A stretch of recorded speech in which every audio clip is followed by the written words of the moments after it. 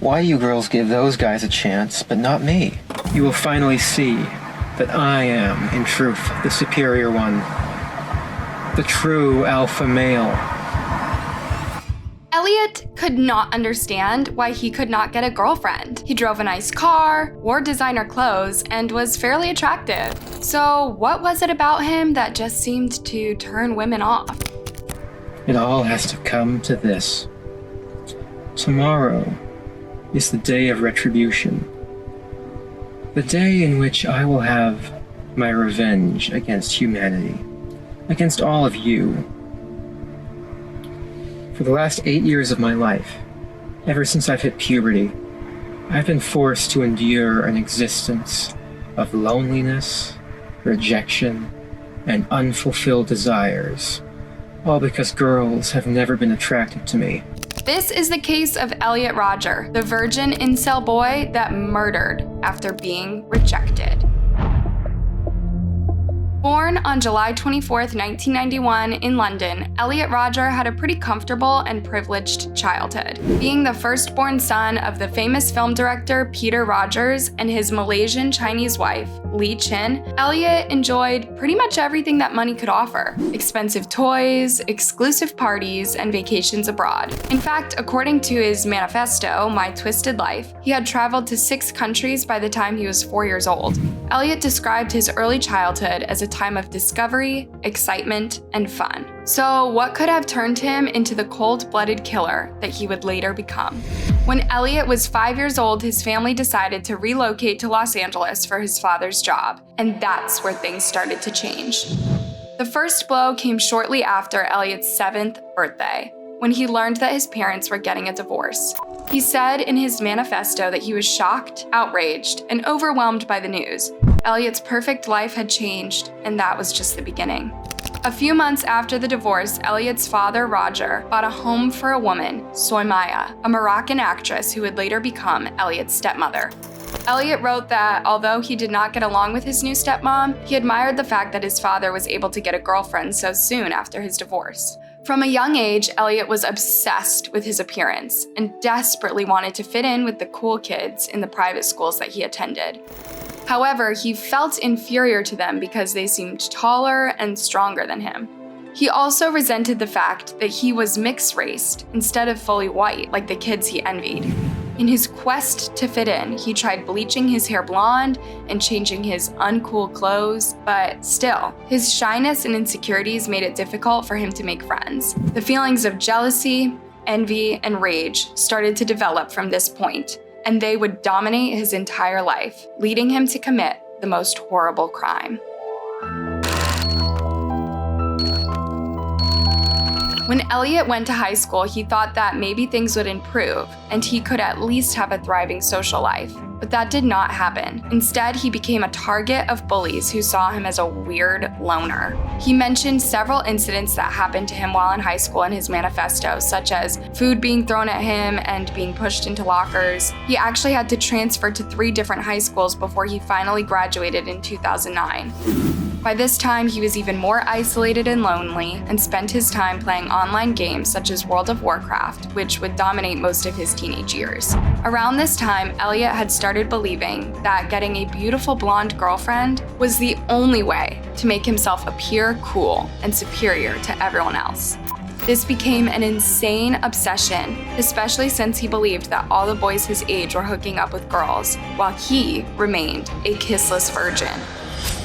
These feelings followed him even in college, as he became increasingly obsessed with having girls sleep with him.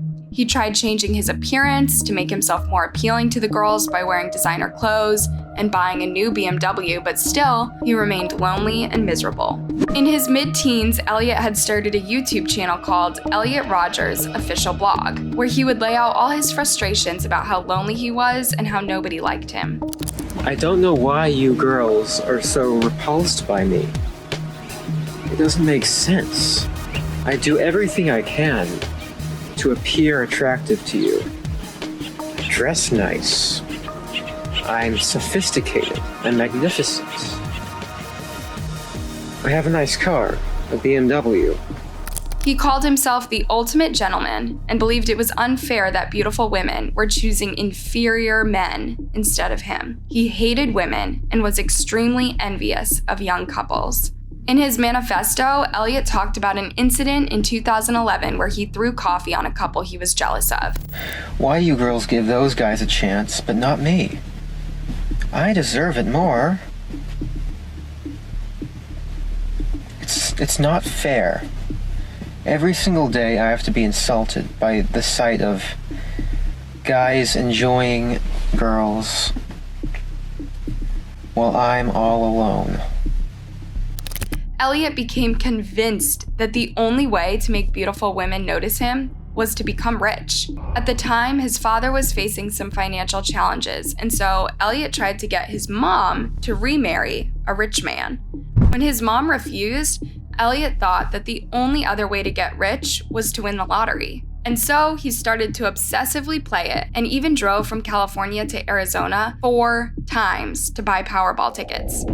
This, of course, turned out to be an epic failure and sent Elliot into a huge depression, which mixed up with his anger, jealousy, and hatred led him to come up with a twisted plan that would make everyone pay. But before that, Elliot decided to give the world and women one last chance. He went to a party hoping to get some girls to finally notice him. Now, it's good to note that while Elliot did all these things to get women to notice him, he never actually made an effort to talk to the girls or even ask anyone out. Instead, he just stood on the sidelines and hoped that girls would come to him. When things didn't go his way, he would get extremely angry and throw a tantrum.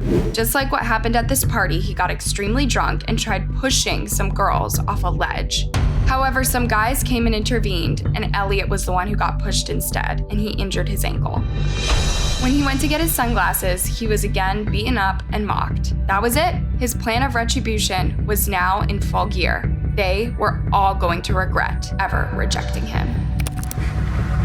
I'll take great pleasure in slaughtering all of you. You will finally see that I am, in truth, the superior one, the true alpha male.